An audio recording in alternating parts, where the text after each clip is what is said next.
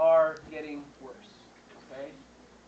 You see there, we actually have a handful of states where 1 out of 4 or more people are considered obese. Okay? And we don't track this to make people feel bad. Once again, obesity, just the mere being in the obesity range already puts you at risk for a lot of these chronic diseases. Okay?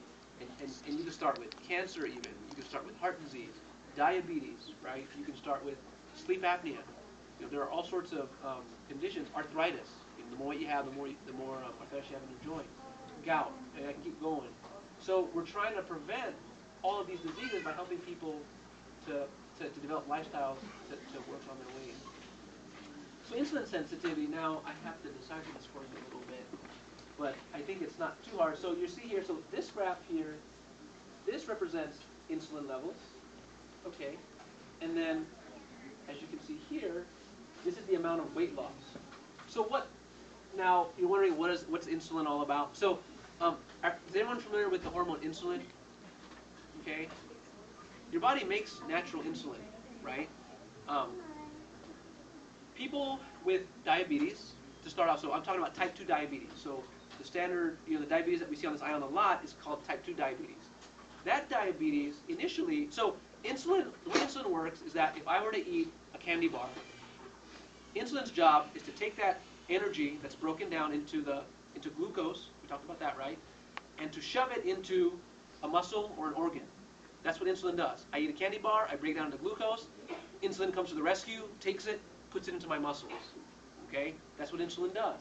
Now, if someone keeps eating that candy bar, if I eat a candy bar, breakfast, lunch, and dinner, for a year, 2 years, 3 years, 4 years, 5 years, understand that candy bar, the reason why that's so dangerous is because your body pumps out a lot of insulin to take care of that candy bar, as opposed to like a vegetable, for instance. So the factory that's churning out all this insulin, eventually that factory is just going to run out of gas. But what your body does to compensate for these poor diet is that it's going to churn out insulin over and over and over again. So someone with type 2 diabetes, do they have high insulin or low insulin if their body's working hard to pump it out? High insulin. So initially, type 2 diabetics have high insulin.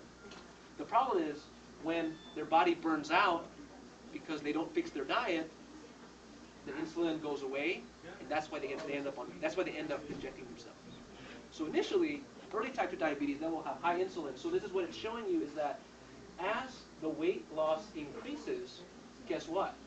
Your insulin levels from your own body decrease, so your body's not working as hard. Therefore, you preserve the energy that your own factory has to make insulin on its own. You see what I'm saying? You guys follow that? Does it make sense? So understanding that your body is a factory that makes insulin over and over and over, but it's not going to do it forever. So for those of you who need weight loss will help make that factory more efficient. And so you see here that when you draw insulin levels, it's lower in those who lose more weight. Whew, okay. Even I have to figure this one out, but has the lipids to do with weight loss? Okay. You know what? Take my word for it. Your cholesterol gets better when you lose weight. Okay, here we go. I will figure this out for you.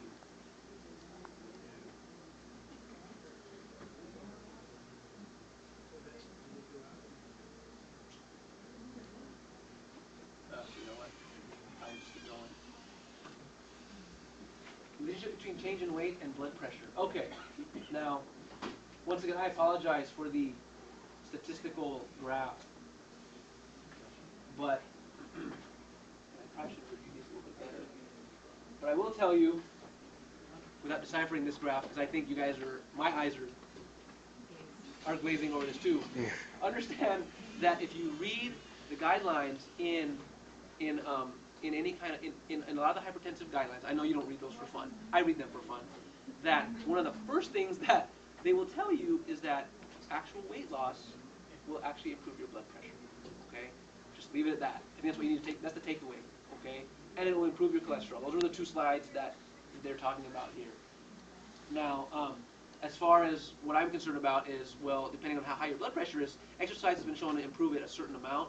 But when you combine it with a low-salt diet, taking out the meat products, that gets it even lower and lower. And the hopes are we take you off of blood pressure medicines, or we at least minimize what you're on so you don't have all the side effects from all the blood pressure medicines and the cholesterol medicines and the diabetic medicines. Okay?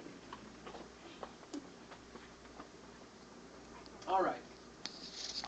And this makes a little bit more sense as far as the impact of weight loss on different risk factors. And so it kind of just puts things together as far as how does weight loss affect all of these different things. Okay? Now, is everyone familiar with A1C? Now, you will only be familiar with it if you are diabetic or you know someone with diabetes. HbA1c is called the hemoglobin A1c.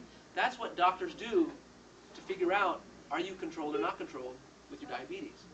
Now, if there are people out in the audience today that are diabetic, if you're checking your sugars, you check it, there's a number, right? Well, what we do is, when you come in for a diabetic visit, you'll get some labs. The doctor will look at it and say, you know what?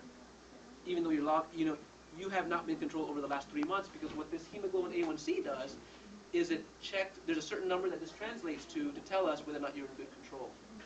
Now, typically, so that's what we use this to judge diabetic control. Blood pressure, we know that. You know what normal is for blood pressure? I don't want to assume you know what normal is. If you're checking at home, 120 over 80. 120 over 80 is normal. Okay? Even 130 over 80 something is still increase in cardiac risk. So I don't want people to necessarily be too happy with 130s over 80s. Definitely 140 over 90 is high. Okay, that would be stage 1. Total cholesterol. Okay? So have you ever looked at your cholesterol panel before? Have you ever pulled it out and actually took a peek at it? There's actually many numbers. There is total cholesterol. There's HDL cholesterol. I don't have LDL cholesterol on here, but there's also triglycerides. So total cholesterol, that's just all the cholesterol that's in your body in general. Okay? But that includes the good and the bad, because there are such things as good cholesterol. But in general, the way they figured this out is that there were studies that were done in a specific population, I believe on the East Coast, in a place called Framingham County. And this is where they developed studies called the Framingham studies, where they found out that they kind of took a bunch of people, got all of their labs, and kind of looked at their lifestyle and came up with all of these risk factors for heart disease. And one of the things they found was that people who have a total cholesterol of less than 150, they don't have heart disease at all. So if you're looking for a goal for total cholesterol, if you're looking at yours, you want to aim for less than 150. Now, for some people, even though this is high, part of the reason why their total cholesterol is high, because what did I say? Total includes good and bad cholesterol. So there's good cholesterol, HDL. You will see HDL when you look at your labs as well. HDL is good cholesterol. HDL is what takes the cholesterol and sends it back into your liver for reprocessing. That's the cholesterol you want. The higher that is, that's a negative risk factor. The number you want to make it a negative risk factor is 60. Okay? If it's 60, that's good. Typically, women have it better, where women typically are higher because of the estrogen and the hormones and stuff. So men have a little bit more of a struggle to keep it up. But as long as you're at least between 40 and 60, that's considered normal. Anything above 60 is a very good thing. It actually is shown to make you live longer. And then, and the way to increase that, things like exercise will increase it. Things like healthy cholesterol intake, like from nuts, walnuts, almonds, flaxseed, that'll bring up your HDL cholesterol as well. Okay? Triglycerides, this is a minor cholesterol that we look at. But for your purposes, if you're wondering, if you look at your lab and you're wondering how to decrease your risk, you want to look at a number less than 150. Okay? Triglycerides. All right? Not as important as these two. Okay? All right. Everyone follow me? I know I'm talking very fast. But a lot of this too is I want you all to be proactive with your health. When the doctor tells you that your cholesterol's fine, well, challenge me a little bit and say, well, what do you mean it's fine? There's like 5 different numbers here. I have no idea what they mean. Okay? Take advantage of that. Make them teach you. Okay? Okay. Modest weight loss prevents diabetes in overweight and obese persons with impaired glucose tolerance. Okay. I will take their word for it and take my word for it. Exercise does help with your sugar. Okay. I know.